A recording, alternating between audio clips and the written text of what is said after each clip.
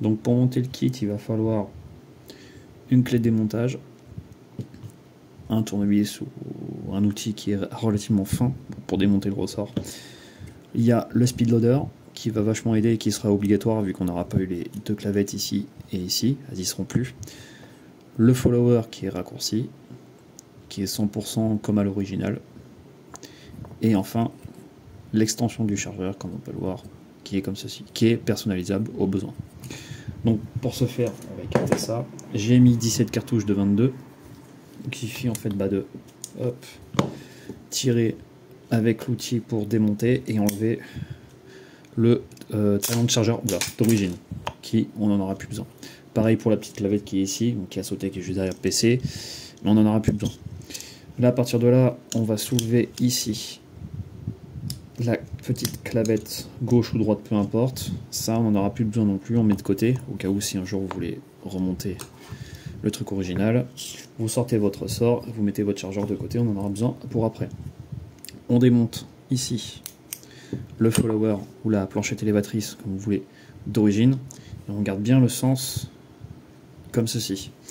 Ensuite, on vient enclencher le ressort sur la nouvelle planchette élévatrice. Donc ça peut être un peu plus compliqué au départ, il faut juste trouver le bon sens. On écarte un peu l'aspire du ressort et ça rentre tout seul, normalement. À partir de là, on engage à l'intérieur du chargeur.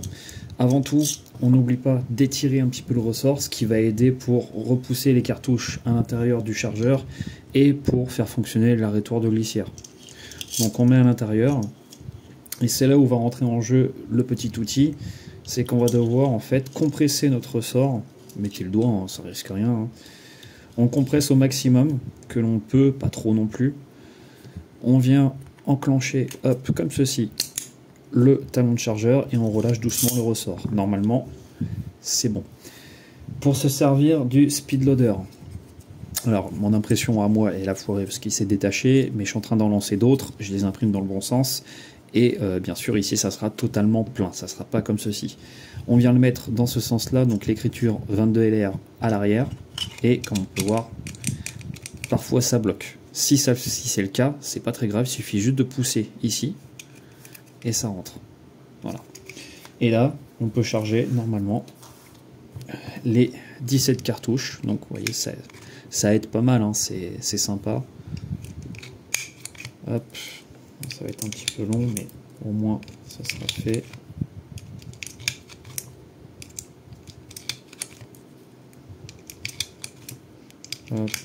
C'est rapide, une fois qu'on a pigé le truc, ça va tout seul. Ça fonctionne un peu comme la chargette d'origine de chez Glock.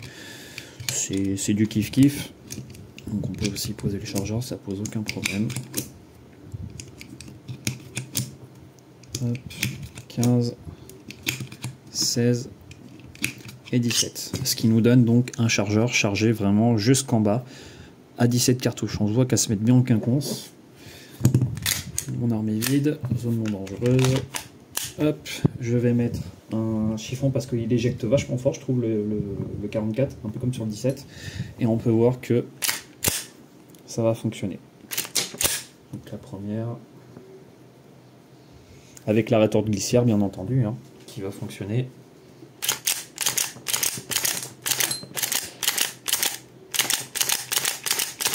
« 15, 16 et 17. Mon arme est bien vide, on vérifie bien. Mon arme est bien vide. Le chargeur est bien vide. Le follower a bien fait son boulot. Voilà, et ça fonctionne parfaitement. De plus, ça donne une petite préhension au niveau d'ici. Hop. Et ça permet aussi de caler un peu plus correctement ses doigts si on a vraiment des grosses mains. On aura quelque chose de beaucoup plus sympa.